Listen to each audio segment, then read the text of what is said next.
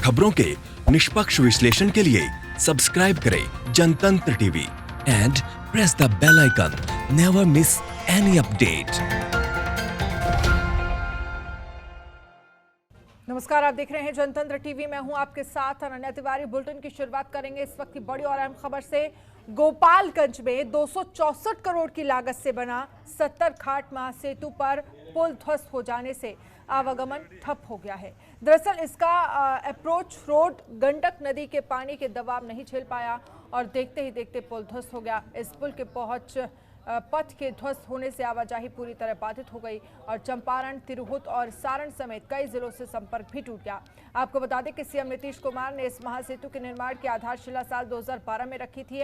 इसे बनाने में 3 साल का समय निर्धारित किया गया था, लेकिन जमीन संबंधी मामले की वजह से एक लंबा वक्त लग गया।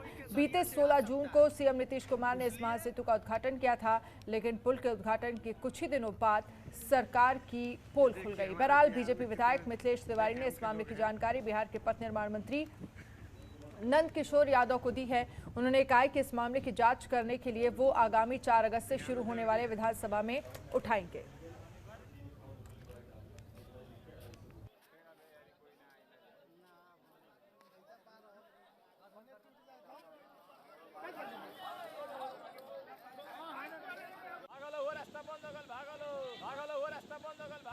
तो 264 करोड़ की लागत से बना ये पुल ध्वस्त हो गया। तस्वीरें हम आपको दिखा रहे हैं। तस्वीरों में देख सकते हैं कि इसकी लागत 264 थी।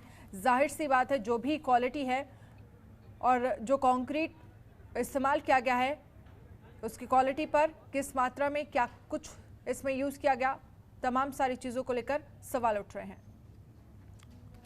अभिषेक हमारे संवाददाता इस खबर पर हमारे साथ लाइव जुड़ गए हैं। अभिषेक, 264 करोड़ की लागत से पुल बना था और अब ध्वस्त हो गया कुछ ही दिनों में।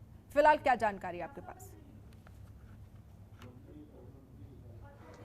जी बिल्कुल, कल गोपालगंज के बैंकुटपुर के पास ये जो अप्रोच रोड है ये ध्वस्त हो गया। करीब 264 करोड़ के लागत से इस पुल का निर्माण हुआ था। मुख्यमंत्री के महत्वाकांक्षी योजनाओं में से एक ये पुल भी था, क्योंकि इस पुल के निर्माण के बाद मोतिहारी, पूर्वी चंपारण, मुजफ्फरपुर से गोपालगंज का सीधे संपर्क था।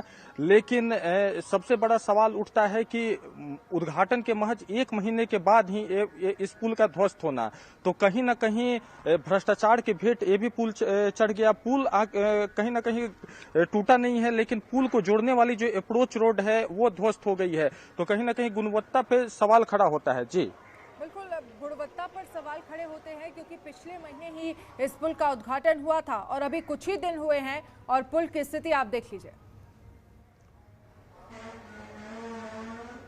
जी बिल्कुल, अभी बरसात शुरू ही हुई है मानसून की पहली बारिश से, और बाढ़ ने अभी दस्तक दी है। और बाढ़ का पहला महीना, पहला अटैक ही ये पुल नहीं झेल पाया। इसका अप्रोच रोड उतने में ही टूट गया, तो कहीं ना कहीं बड़ा सवाल खड़ा होता है।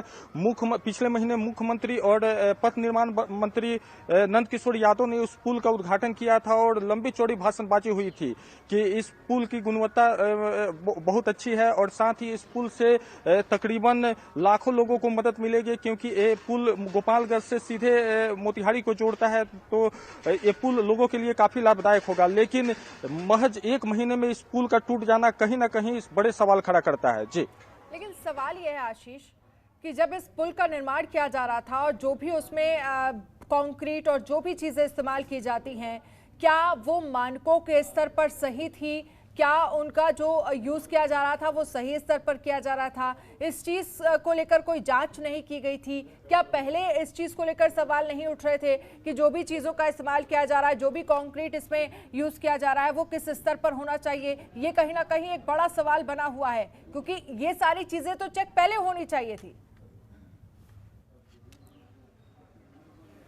जी बिल्कुल, आप देखिए तो हमारे देश में कोई भी काम कराने का जो प्रथा है वो कॉन्ट्रैक्ट बेसिस पे है। इस पुल का भी टेंडर निकला होगा, तमाम कंपनियां इस पुल में टेंडर भरी होगी, लेकिन जो टेंडर के मानक को पूरा करती है उस कंपनी को टेंडर मिला होगा। कहीं ना कहीं अधिकारियों के साथ अधिकारियों को सब पता होता है, अधिकारी की मिली भगत से कहीं ना कहीं इस तरह के घटिया निर्माण में सहयोग मिलता है और ऐसे पुल का निर्माण होता है जो जिसकी गुणवत्ता ज्यादा दिन तक नहीं टिक पाती है।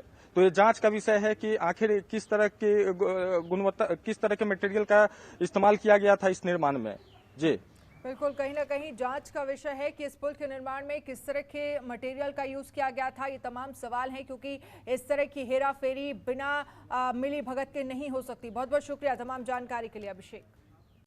खबरों के निष्पक्ष विश्लेषण के लिए सब्सक्राइब करें Jantantra TV and press the bell icon. Never miss any update.